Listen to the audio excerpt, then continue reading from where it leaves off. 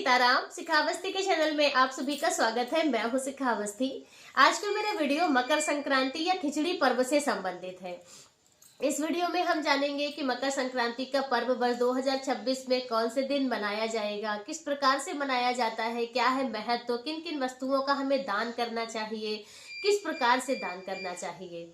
तो मकर संक्रांति पर्व से संबंधित बहुत सारी महत्वपूर्ण बातें आज आपको इस वीडियो के माध्यम से प्राप्त होंगी। वीडियो पूरा देखिएगा। अच्छा लगे तो लाइक कमेंट शेयर कीजिए। चैनल पर यदि आप पहली बार आए हैं तो चैनल को सब्सक्राइब कीजिए। देखिए, मकर संक्रांति एक ऐसा पर्व है जो तारीख के अनुसार मनाया जाता है। इसमें तिथि नहीं देखी जाती है कोई भी। तो इसलिए जब सूर्य भगवान मकर राशि में प्रवेश करते हैं तो तभी मकर संक्रांति का पर्व मनाया जाता है। और यह मकर संक्रांति का पर्व है, यह ज्योतिष गणना के अनुसार होती है। तो क्या होता है कि ज्यादातर प्रत्येक वर्ष 14 जनवरी को ही मकर संक्रांति का पर्व मनाया जाता है। 14 जनवरी को जो सूर्य देव है वह मकर राशि में प्रवेश करते हैं। जब मकर राशि में भगवान प्रवेश करते हैं तभी मकर संक्रांति का पर्व मनाया जाता है। लेकिन उसका शास्त्रोक्त नियम होता है, शास्त्रों के अनुसार कुछ नियम बनाए गए हैं। तो वर्ष 2026 में 14 जनवरी 2026 दिन बुधवार की रात्रि में 9:19 पर सूर्य देव मकर राशि में प्रवेश करेंगे, जिसके साथ ही सूर्य उत्तरायण हो जाएंगे और खरमास समाप्त हो जाएगा। शास्त्रों के अनुसार ऐसी मान्यता है कि जब प्रदोष काल के बाद सूर्य देव मकर राशि में प्रवेश करते हैं, रात्रि के समय प्रवेश करते हैं, तो फिर उसका जो पुण्यकाल है वह दूसरे दिन उदया तिथि में माना जाता है।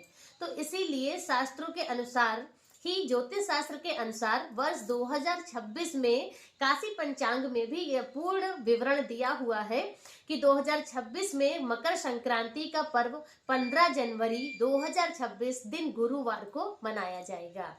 मकर संक्रांति के पर्व में क्या होता है कि दान का विशेष महत्व होता है। इस दिन आप जो कुछ भी दान करते हैं तो आपका कई गुना आपको उसका पुण्यफल प्राप्त होता है।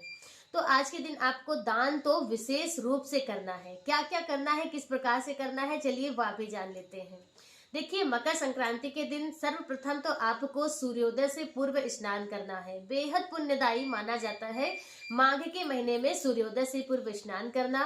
तो कम से कम आप मकर संक्रांति के दिन जरूर करें, क्योंकि आज के दिन शाही स्नान भी होता है। अपने प्रयागराज में शाही स्नान होता है। तो यदि आप वहां नहीं जा सकते हैं तो अपने घर पर ही अपने स्नान वाले जल में सबसे पहले गंगा जल डालें, तिल डालें थोड़े से उसमें, और फिर आप अपना जल भर के और आप सुंदर स्नान कीजिए। आपको प्रयागराज में स्नान करने का पुण्यफल प्राप्त होगा। और उसके बाद नारायण नारायण या हर हर गंगे का उच्चारण करते हुए आप स्नान कीजिए। स्नान के बाद आज के दिन आपको सूर्य देव की जरूर पूजा अर्चना करनी है। तो सूर्य भगवान को आप अर्घ दान करें। सूर्य देव को अर्घ देकर तुलसी माता की पूजा अर्चना करें, भगवान भोलेनाथ की पूजा करें, उन्हें आप जल चढ़ाएं और फिर आप दान करें। दान में मुख्य रूप से मकर संक्रांति में 5 या 7 वस्तुओं का दान बेहद महत्वपूर्ण है, या आप कह लीजिए जरूरी है। जिसमें से आता है उड़द की दाल और चावल से मिक्स करते हैं खिचड़ी, जो कि अपने उत्तर भारत का बहुत ही मुख्य पर्व यह होता है, खिचड़ी का पर्व। तो आज के दिन खिचड़ी और खिचड़ी से संबंधित वस्तुएं हमें जरूर दान करनी चाहिए। जिसमें से आता है उड़द की दाल हो गई, चावल हो गया, तिल हो गया, गुड़ हो गया, घी हो गया, नमक हो गया और ऋतु फल हो गए। यह मुख्य 7 वस्तुएं हैं जो आपको जरूर दान करनी है और इनका ही विशेष महत्व होता है मकर संक्रांति पर्व में। तो इन वस्तुओं का आप जरूर दान कीजिए। कहते हैं कि घी और नमक एक ऐसा दान है जो दान करने से तो आपको लक्ष्मी की प्राप्ति होती है, लेकिन इन वस्तुओं का दान आप अकेले नहीं कर सकते हैं। सिर्फ आप नमक का दान नहीं कर सकते हैं, सिर्फ आप घी का दान नहीं कर सकते हैं। तो इसलिए मकर संक्रांति के दिन जब हम खिचड़ी का दान करते हैं तो उसके साथ में नमक और घी का दान आप जरूर कीजिए, बेहद पुण्यदायी माना जाता है। तो यह 7 वस्तुएं तो मुख्य रूप से हो गई जो मकर संक्रांति पे आपको जरूर दान करनी है। यथाशक्ति जितना आपके सामर्थ्य हो आप उस प्रकार से दान करें। इसके साथ ही मकर संक्रांति पर आप ऊनी वस्त्र जैसे कम्बल हो गए, स्वेटर है, टोपी है और जुराबे हैं, इन वस्तुओं का भी दान आप कर सकते हैं। और मुख्य यह भी बताया गया है कि मकर संक्रांति के दिन पंचांग का दान करना बेहद शुभ फलदायी माना जाता है। तो आप पंचांग का दान भी कर सकते हैं, किसी मंदिर में आप दान कर सकते हैं या किसी को भी आप दे सकते हैं। पंचांग तो सभी की जरूरत होती है, पंचांग का दान करना बेहद महत्वपूर्ण माना जाता है। और इसके साथ ही मकर संक्रांति पर धार्मिक पुस्तकें दान करना भी बेहद शुभ माना जाता है।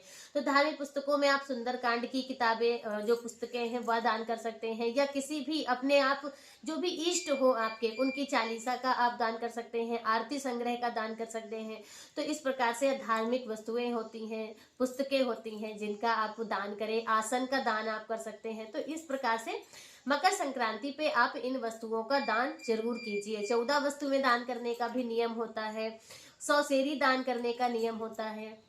तो कहने का तात्पर्य यही है कि मकर संक्रांति के दिन दान का विशेष महत्व होता है। तो आप खूब दान करें, खूब भगवान का नाम जाप करें और मकर संक्रांति का पर्व खूब हर्षोल्लास के साथ में मनाएं। मकर संक्रांति की आप सभी को हार्दिक शुभकामनाएं। मकर संक्रांति पर्व से संबंधित मेरा वीडियो बस इतना ही।